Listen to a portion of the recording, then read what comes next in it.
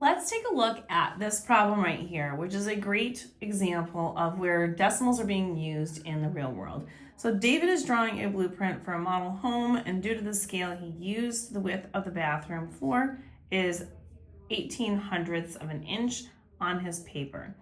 He needs to draw 30 tiles across that width.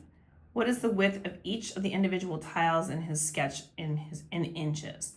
So the four choices that we have here, you can see, are all in decimals, except, well, obviously the last one doesn't have a decimal, but we don't see most of these answers in decimal format, which means fractions are not probably going to work out too well for me, but we can use that to our advantage. So the first thing I'm going to do is take a look at what we have here. So we know that the floor drawing that he has there, he has the width of the bathroom floor being 0.18 on his paper.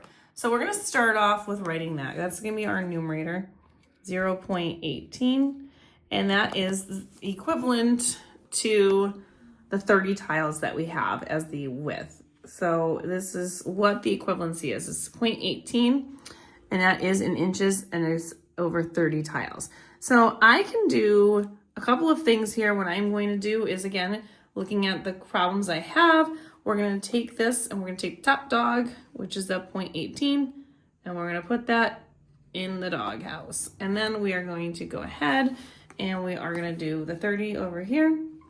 Now we do have, this is already a whole number, so we don't need to do anything crazy with that. So we're just going to go ahead and look at this, and we're going to put the decimal right here. We really are just mostly concerned with this not being a decimal right here. So obviously 30 can't go into 0. So it goes in 0 times. So that's going to be 0. We'll bring that 1 down.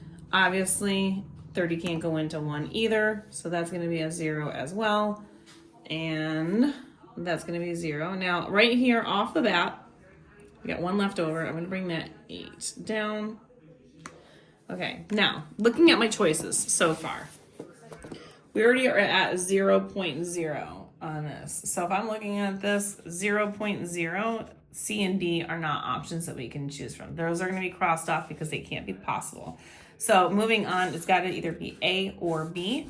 We're going to keep on going now. So here we go to the next one, which is going to give it away. So 30 can't go into 18 either. So that's going to be another 0.